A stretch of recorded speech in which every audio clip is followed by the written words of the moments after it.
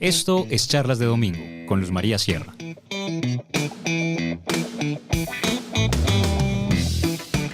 Estoy con Jorge Iván González, hasta hace unos meses director nacional de planeación del presidente del gobierno de Gustavo Petro, y él estaba en un foro sobre educación. Usted lo vi muy crítico de la situación de la reforma a la educación. Quisiera que me expusiera un poco los puntos más complicados que ve en ella.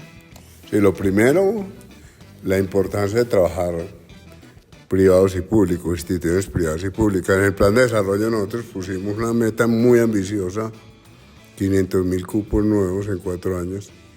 La única posibilidad de lograrlos es que haya un trabajo muy estrecho entre las entidades públicas y las privadas. Y lo dice usted porque en la reforma intentaron, aunque ya está moviéndose un poco, que fuera más pública la educación. Sí, en la ley se aparece claramente la educación mixta, pero sí hay una tendencia a darle una prelación a lo público, suponiendo de manera equivocada que la universidad pública es intrínsecamente buena. Hay universidades públicas muy malas.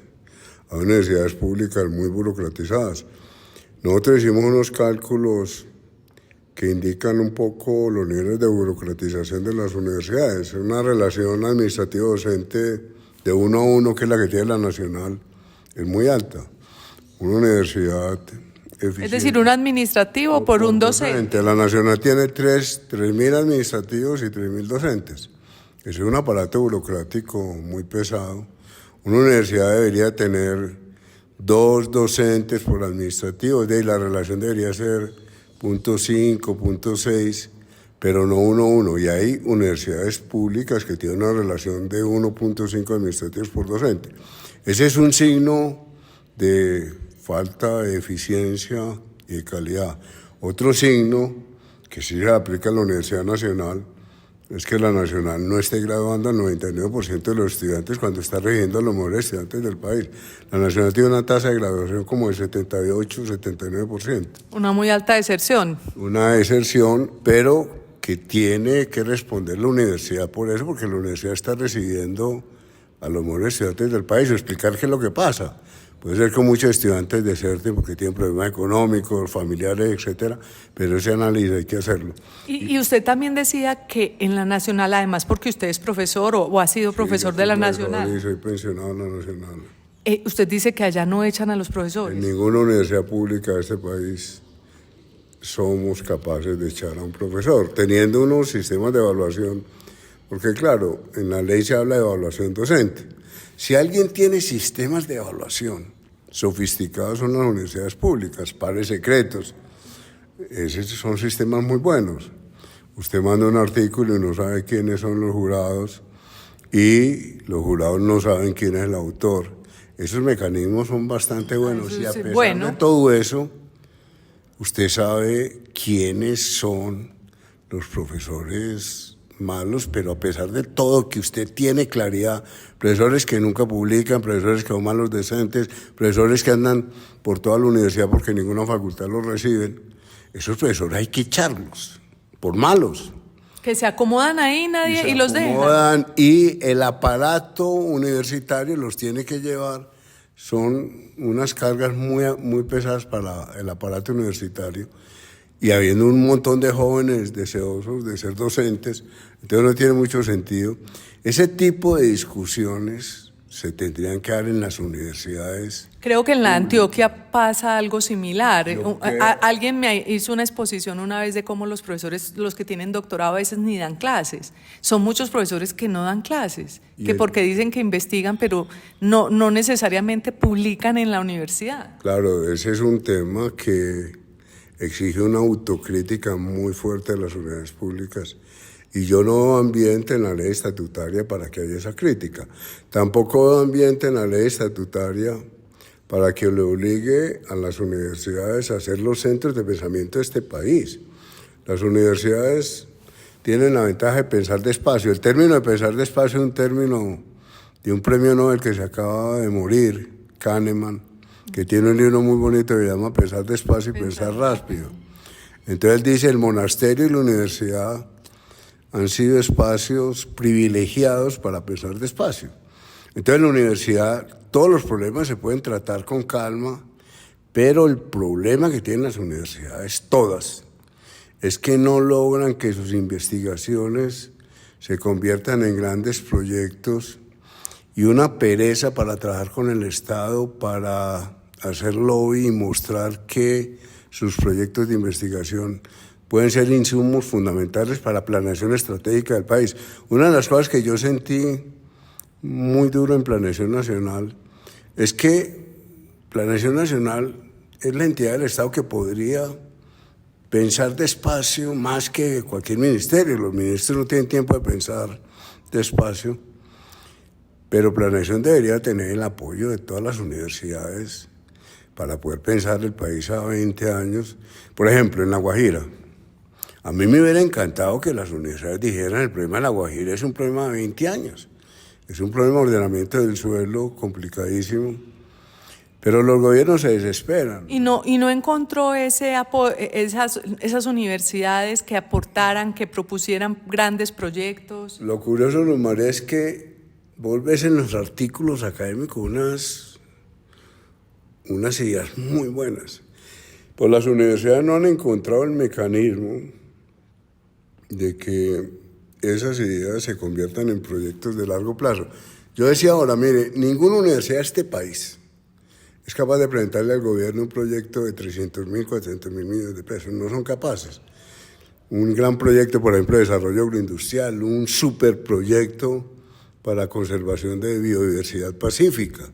Que uno dice, las universidades tienen todos los equipos técnicos, pero pasar de los equipos técnicos y profesorales y el conocimiento académico a articular con el Ministerio del Medio Ambiente, con el Ministerio de Agricultura, con el Ministerio de Ciencia y Tecnología, un proyecto de 300, 400.000 millones, son incapaces, somos incapaces.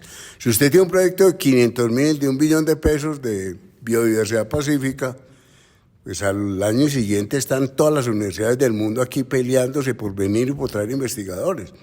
Y lo único que usted necesita es que haya esa preocupación. Para las universidades les da pereza hacerle el odio. Y esa ambición. Y falta de ambición, entonces. Usted decía que la reforma en la ley estatutaria no ve usted el espíritu del pensamiento lento o de que sea un centro de pensamiento la universidad. Entonces, ¿qué espíritu le ve usted a la ley estatutaria? Yo veo demasiada retórica, demasiadas afirmaciones sobre el derecho fundamental, sobre la importancia de que haya inclusión. La palabra inclusión no sé cuántas veces se puede repetir en la ley estatutaria. Pues los elementos constitutivos de la institucionalidad pues no se plantean, o lo que podría era cambiar la institucional, por ejemplo, que los profesores estén adscritos a rectoría. Esos son cambios elementales. Que en las universidades públicas los profesores no estén adscritos a departamentos o a carreras, porque eso impide la movilidad de los profesores dentro de la institución. Entonces, tener mecanismos adecuados para que eso pase, eso se podría mencionar y se podría pensar en una ley estatutaria. Que las universidades cambien todos sus aparatos administrativos para que sean competitivas, para que puedan tener recursos de consultorías, que tengan aparatos administrativos que les permitan trabajar con el sector privado o con el gobierno.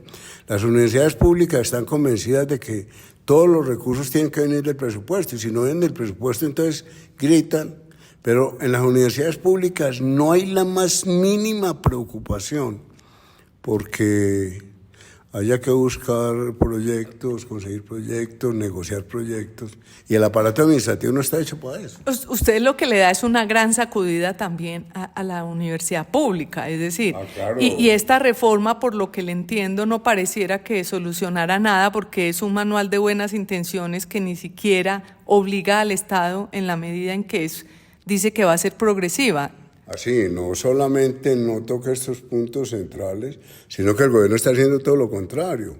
La toma de la Universidad Nacional es un desastre. La forma como el gobierno intervino en la Universidad Nacional es la expresión de que mientras en el proyecto se habla de autonomía, en la realidad no se está respetando la autonomía. Es un desconocimiento del Consejo Superior, es un desconocimiento de unas dinámicas de elección de profesores. Es muy curioso, el viceministro no ganó la consulta cuando era rector de la pedagógica. El viceministro Alejandro Álvarez viene en la pedagógica, era el rector, y no ganó la consulta. Y él acepta que en la pedagógica él lo hayan nombrado sin ganar la consulta, y en la nacional, ahora como viceministro, entonces tiene la opinión de que hay que respetar la consulta cuando la consulta no se respetó cuando él lo nombraron rector de la pedagógica. Entonces, pues de hecho la consulta no se ha respetado en casi ninguna de las elecciones. En la nacional nunca se ha respetado. La consulta de los estudiantes, y ahora quieren imponer ahora entonces el presidente la quiere imponer con el argumento de que empezó la constituyente universitaria. Entonces yo creo que por un lado estamos hablando de la ley estatutaria de autonomía y por el otro lado se está imponiendo de hecho elección popular de rector. Elección popular de rector es el final de la... Si ya las universidades públicas tienen problema de calidad, esto acaba con la calidad de las universidades públicas. Usted que conoce al presidente Gustavo Petro, que pues tuvo oportunidad de trabajar con él, ¿cómo interpreta esas movidas? ¿Hacia dónde va él? A mí me preocupa, Luz María, después de que salí de planeación y que ya puedo ver con un poquitico más de espacio, que los grandes temas del plan de desarrollo no son los temas de preocupación del presidente. Es decir, a mí me preocupa mucho que después de haber hecho ese esfuerzo que pasó por los diálogos regionales. Claro, que fue prácticamente 6 meses de estar recorriendo el país. Y después con los congresistas 4 meses. Después, la verdadera democracia, decía él. La democracia participativa, lo que yo creo que en Colombia no se ha hecho un ejercicio de lo que uno pudiera llamar democracia participativa. Todo eso es muy discutible, qué es participación, qué es deliberación, pero bueno, fue un ejercicio muy, muy grande. Después el Congreso hicimos casi 4 meses, después consejos de ministros, y en la mitad del Consejo Nacional de Planeación. Y ahora lo que pasa, usted dice que no se está haciendo mire, nada. Hay temas del plan de desarrollo, por ejemplo, yo cómo me imaginaría un discurso del presidente, parado en la plaza pública exigiendo que de ahora en adelante no se vuelva a contaminar un solo río, que todas las petas se pongan al día. Eso se desprende directamente del plan de desarrollo. Entonces yo me imaginaría o quisiera ver un presidente en la plaza pública con fuerza diciendo no acepto que siga contaminando un solo río. En cambio lo vemos en los discursos en las COP por allá en Dubái diciendo que se va a extinguir la humanidad. Y en otros temas, y en Colombia en otros temas. Segundo tema, economía circular. Todas estas ciudades, Medellín, Bogotá, Cali, Barranquilla, tienen unos líos enormes de tratamiento de residuos, etcétera. Ese es otro tema central que se derivaría del plan de desarrollo. Otro tema central, decirle a las ciudades cómo es que en los planes de desarrollo, en los POT, no están exigiendo que las nuevas construcciones tengan paneles solares, o por qué no están cobrando por congestión. Bogotá no cobra por congestión, Medellín tampoco. Es decir, hay un montón de temas. Registro Universal de Ingresos, Luz María. Mire, Registro Universal de Ingresos que se aprobó en el plan de desarrollo cambia toda la política de estratificación de este país. Resuelve el problema de mala focalización. En este momento, en servicios públicos, por errores de inclusión, se están perdiendo 4 billones de pesos al año, 4 o 5 billones de pesos al año. Por ejemplo, para un discurso presidencial, el Registro Universal de Ingresos sería una maravilla. Pero de hecho, ¿será que el presidente Petro no leyó el plan de desarrollo? El presidente Petro estuvo en varias presentaciones, estuvimos en el Consejo de Ministros. El presidente Petro, obviamente que conoce... ¿Y por qué ahora ha salido a decir que el plan de desarrollo no es? ¿Qué fue? El plan de desarrollo no existe, dijo en cambio. Ajá. Después, cuando posesionó a mi sucesor, dijo que Planeación Nacional había sido una piedra en el zapato para el cambio. El catástrofe multipropósito, la gran revolución en materia agropecuaria, el catastro multipropósito. Esos deberían ser como los elementos centrales. Pues de hecho es que tal vez porque los periodistas no conocemos en detalle el plan de desarrollo, pero yo entiendo que ese plan de desarrollo estructura el sistema del país alrededor de las aguas, ¿no? Alrededor del agua. El ordenamiento del territorio alrededor del agua. Que sería lo más ambientalmente sostenible. Claro, es el primer plan de desarrollo, eso se deriva del programa de gobierno del presidente. Entonces, el presidente Petro hizo trizas su plan de desarrollo. Y lo ha desconocido, yo no sé, o sea, yo no entiendo por qué en los debates no está eso como sus líneas de acción, pues son las líneas de acción del gobierno. Y entonces toda la discusión se va hacia otros temas, el tema constituyente, el tema ahora de la Universidad Nacional. Bueno, en el tema de la Universidad Nacional, ¿usted conoce de vieja data a Leopoldo? Claro, yo soy muy amigo de Leopoldo. Yo tuve la oportunidad de ir con Leopoldo, coincidimos en Bélgica, cuando yo era estudiante, éramos los dos estudiantes en Lovaina, y tuvimos la oportunidad de coincidir varios años en Lovaina. Y cuando él se para en la plaza y dice, aquí vamos a empezar la constituyente, ¿usted cree que a qué le está jugando? ¿A hacerle la constituyente del presidente Petro? Es que el término constituyente y ahora, Leopoldo tiene una gran cualidad, que es un excelente académico. Leopoldo es muy juicioso, ha estudiado muchísimo. Y entonces, obviamente, él tiene argumentos de él, y argumentos potentes para defender qué puede ser una constituyente. Yo creo que él puede construir un buen discurso sobre lo que es una constituyente. Lo que me parece es que todo el mecanismo, como a él lo eligen, y toda la forma como se da este proceso en la Nacional, es una respuesta a un desespero del presidente de tener un movimiento estudiantil. Y entonces, pero si es legítimo que un rector lo primero que diga en la plaza es un tema político, un tema de convocar a una constituyente y no hable de lo que tiene que hacer académicamente la universidad. De pacto implícito, porque claro, este lío se presenta porque el gobierno no está de acuerdo con que se haya respetado la consulta. Ningún otro gobierno se haya metido en la universidad. Cuando usted mira a Santos, Duque, Uribe, ningún gobierno se metía en la elección del rector de la universidad, fuera de los 3 votos que tiene el gobierno. Pero fuera de esos 3 votos no se metían en el debate. En este momento, entonces, la fuerza que adquiere el movimiento estudiantil y la votación del movimiento estudiantil es porque hay una posición desde el gobierno a favor de una elección democrática de rector. Y entonces coincide esa posición del gobierno con una posición que ha tenido Leopoldo. Leopoldo ha sido un defensor de democracias en todas sus formas, y Leopoldo entonces obviamente encaja en este momento. En otro momento, digamos, en otro momento eso hubiera pasado sin él de hecho es reconocido un poco por unas simpatías con la izquierda un poco radical, ¿o no? Yo no creo que el tema sea de izquierda, yo creo que es un tema de consolidación del movimiento estudiantil, pero no es un tema de una universidad de izquierda, yo no lo veo tanto así, yo lo veo más... Pero el mismo rector muy del movimiento estudiantil. Claro, él siempre ha defendido el movimiento estudiantil y él siempre ha defendido una participación activa de los estudiantes. Ahora en la primera declaración que da, pues va a pedir que entre los estudiantes se discuta cómo deben ser los cursos de extensión, cómo deben ser las maestrías. ¿Cree que va a pasar así? Pues él ya lo dijo en la primera declaración que sacó estos días. Es decir, es un llamado a la democracia, pero cuando uno vive, como vimos nosotros, los diálogos regionales vinculantes, pues hay un momento en que usted no le puede hacer caso a todo.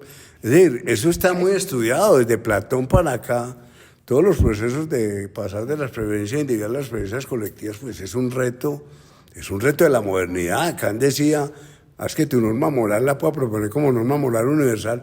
Él no se le ocurría otra cosa. A Rawls se le ocurre una cosa que es el velo de la ignorancia, es decir... Cada persona es un universo. Y entonces usted no puede poner de acuerdo a 50.000 estudiantes, nunca, ni a 10, ni a una pareja. Todos esos trabajos de teoría de juego son muy bonitos. Si ella quiere ir al cine y él quiere ir a la ópera, los dos quieren estar juntos, pues no se puede resolver eso de manera óptima. O se van los dos para la ópera o se van para los dos para el cine. ¿Usted cree que la búsqueda finalmente es que, pues, de pronto hay quienes piensan que a partir del movimiento constituyente en la universidad, de ahí surjan entonces exigencias para el resto de la sociedad sobre el cambio de una constitución? Ese es un sueño. ¿Qué puede salir de una constituyente universitaria? Un montón de ideas sueltas, digamos. ¿Cómo se ordenan esas ideas? Es decir, si el movimiento estudiantil dice exigimos nombramiento democrático de rector, nombramiento popular de rector, y supongamos que una asamblea de 2.000 estudiantes, 1.800 dijeron que sí. De ahí entonces el resto de universidades públicas tienen que elegir democráticamente un rector, o las universidades privadas. Desde el problema de los límites de la participación, pues estos días salió un artículo muy bonito diciendo que Habermas está muy triste porque con los trinos y con toda esta gritería de los trinos, pues lo que era la acción comunicativa de Habermas, pero Habermas siempre tenía también la duda. Yo puedo conversar con otra persona 3 días y a los 3 días alguien tiene que decir suficiente ilustración, votemos. Claro. La llamada democracia participativa tiene un límite intrínseco, que es la imposibilidad del acuerdo, la imposibilidad de que todos lleguemos a la misma conclusión. Entonces usted siempre tiene que pasar a otra instancia, que si uno quiere calificar es brutal, es decir, después de un sueño de democracia deliberativa, pasar a la votación, pues eso es brutal. Entonces, y no necesariamente, si no se mide con indicadores y demás, pues tampoco es una buena propuesta. No claro. Necesariamente lo que la mayoría piense es lo bueno, porque entonces, ¿para qué se ha creado la ilustración? ¿Para qué se ha creado la ilustración? La mayoría puede llegar a los totalitarismos, la mayoría puede llevar a totalitarismo, es que, entonces... Volviendo a mí me parece muy peligroso lo que está pasando en la universidad, muy poco conveniente. Volviendo al tema de la reforma, pero para entrarlo, y le quito unos minuticos más, al tema económico. En el foro, el Observatorio de la Javeriana muestra cómo si esta reforma de la educación, la ley estatutaria de la educación se llevara a cabo, pues podría costar como 50 billones de pesos su aplicación. Los que se han hecho son muy sencillos y es aumentar el gasto en función del costo actual del estudiante, pero esos son cálculos que no tienen nada que ver con calidad y que mantienen la situación actual. De un estudiante en primaria, en Colombia está costando 5 millones más o menos, en Bogotá está costando 5 millones, en el resto del país puede estar a 3.800, niño año. En Francia, un niño año en la educación pública vale 20 millones en la educación pública. Entonces usted tiene una brecha de 4 o 5 millones con respecto a 20 millones de pesos.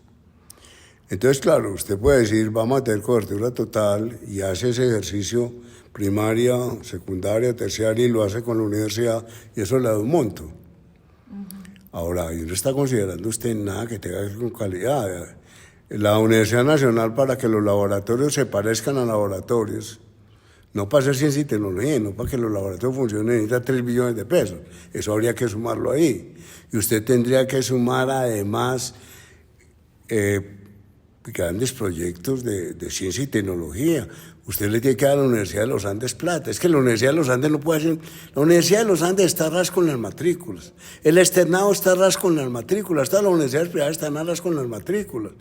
La universidad privada aquí no puede hacer investigación sin recursos del gobierno. Como no lo puede hacer MIT, Harvard, etcétera, la mitad de la financiación de esas universidades, más de la mitad son proyectos con el Estado.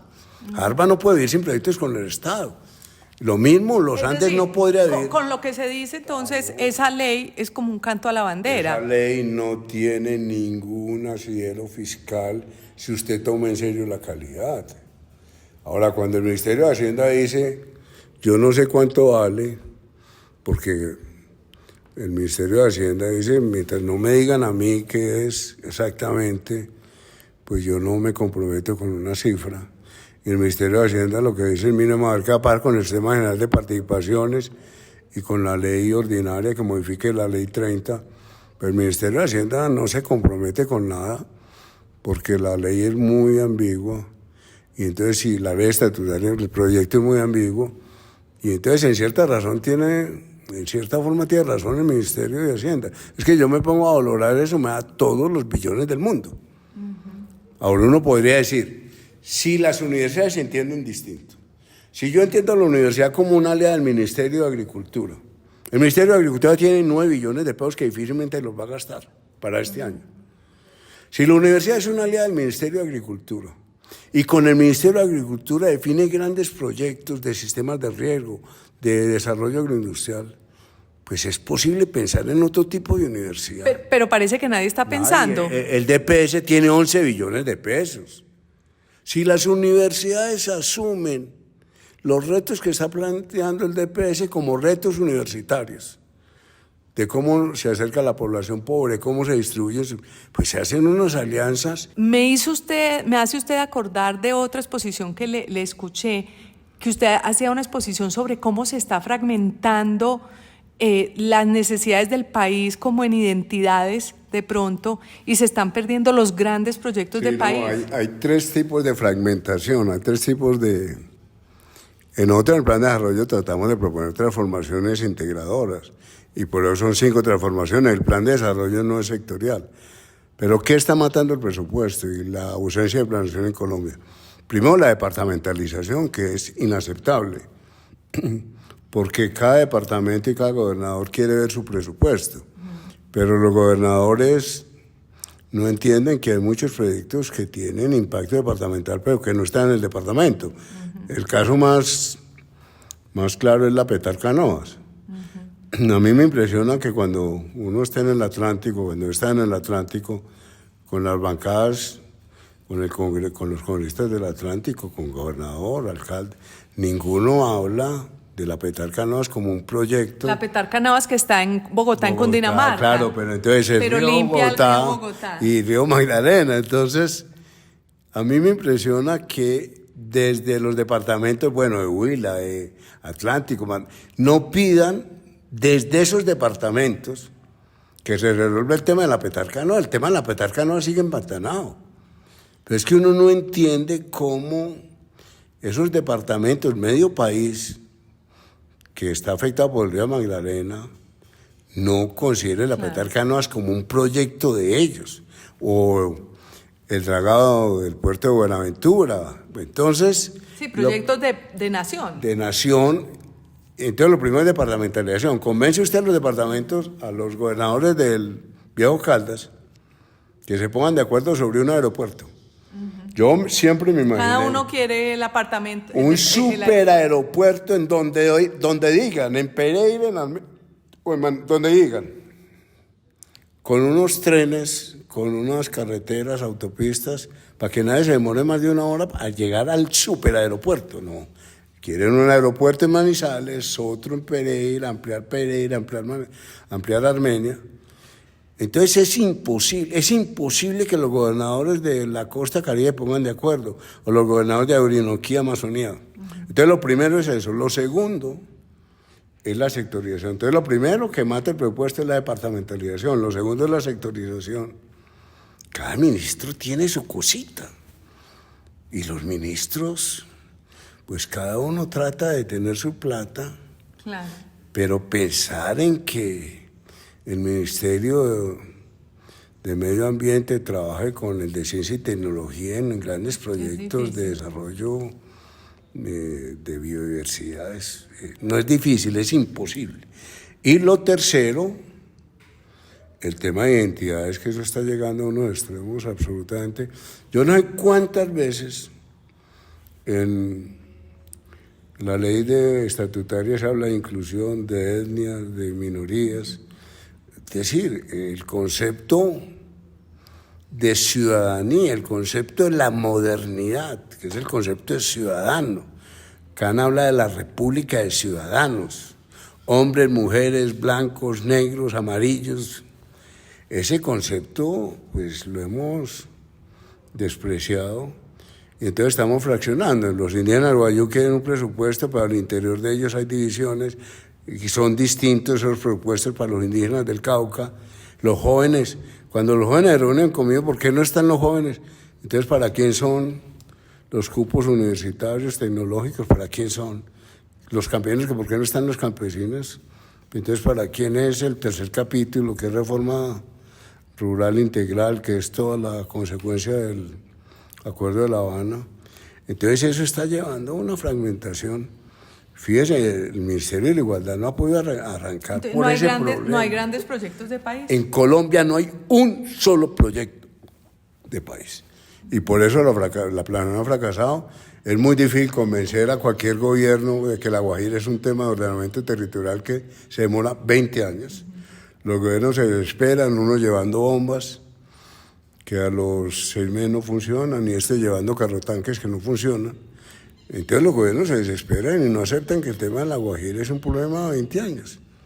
Y además sacan a las personas que piensan, que tratan de pensar el país. Claro, entonces cuando usted se acerca a decir el problema del país es a 20 años, pues para un gobernante es muy difícil. Un gobernante debería llegar a La Guajira, sembrar los 3 arbolitos iniciales y decir, empezamos un proyecto a 20, 25 años. Eso es... Entonces, ¿por qué logró China sacar 500 millones de personas de la pobreza en 70 años y nosotros no hemos podido? Porque sigue el de la desgracia de Buenaventura, la desgracia de Cartagena, la desgracia del Magdalena Medio, zonas riquísimas con poblaciones pobrísimas. Colombia no tiene ferrocarriles, no tiene transporte fluvial, no tiene nada parecido a una autopista, porque no hemos tenido proyectos. Ahora, el desespero mío es que cuando yo sumo la inversión para el 2024, como la sumamos en planeación, nos da 224 billones de pesos de inversión, sumando lo de Medellín, Bogotá, Cali, Barranquilla, más el sistema general de regalías, más los presupuestos del gobierno central. Estamos hablando de 224 billones de pesos. Entonces, a mí no me pueden decir que con 224 billones de pesos no se pueden hacer proyectos estratégicos. Entonces, lo que pasa es que eso se menudea. Se menudea y termina... Entonces terminamos haciendo proyectos de 5.000 millones de pesos. Es que 5.000, es que fíjese. O en lo peor de los casos, llevándole 3.000 millones de pesos al presidente del Congreso. Usted sume 47.000 más 4, eso le da 52.000. Pero el presupuesto inicial que tenía la unidad de riesgo eran 1 billón, sigue teniendo un... Entonces, cuando usted piensa en 1 billón, cuando piensa en 11 billones del DPS, cuando piensa en 9 billones del Ministerio de Agricultura, pues usted está pensando en grandes volúmenes de dinero, aún con toda la crisis fiscal. Porque un proyecto, por ejemplo, que todas las PETAR funcionen full, eso vale 21 billones de pesos. Pero usted tiene en el 2024 224 billones de pesos. Bien, lo podría sacar de ahí. Claro. Pero lo que estamos viendo es que el presidente no solamente no le alcanza ahora, sino que le tocó recortar, ¿no? Claro, tocó recortar, y va a haber que recortar, pero aún así, cuando uno suma, son volúmenes muy importantes. Ahora, el problema es cómo convence usted a los gobernadores, cómo convence usted a los ministros que trabajan en conjunto en proyectos de largo plazo. Y como usted como gobierno dice que tranquilamente, mire, yo contribuí para descontaminar el río Bogotá, pero ese es un proyecto a 30 años. Eso en la conciencia de nosotros no existe, en la conciencia colectiva colombiana. Entonces, eso lo debería gritar Planeación Nacional. Y vuelvo al tema de las universidades. Pero Planeación Nacional no puede sola. Si Planeación Nacional y todas las universidades se hubieran dicho el día de La Guajira es un proyecto de 25 años, no tiene sentido que usted pretenda resolver el problema del agua de La Guajira en 15 días con unos carrotanques. Si usted quiere resolver el problema estructuralmente, pues tiene que reforestar, tiene que mejorar el uso del suelo y tiene que ir avanzando desde el sur de La Guajira hacia el norte. Pues es un problema de 20 años. Pero aquí pensar a 20 años. Ahora, cualquier universidad, si yo cojo estudios de las universidades sobre La Guajira, todas saben que es a 20 años. Cualquier estudiante, cualquier profesor universitario sabe que el problema de La Guajira es el ordenamiento del territorio. Pero el gobernante no, el gobernante se desespera. Todos los gobernantes se desesperan. Entonces, si usted no tiene una conciencia colectiva nacional, pues no puede tener proyectos de largo plazo. Y botamos la plata en proyecticos. Bueno, impresionante el diagnóstico, pero bueno, pongámosle fe, doctor Jorge Iván González, muchas gracias por acompañarnos. Un saludo a quienes nos acompañaron hasta el final de esta entrevista.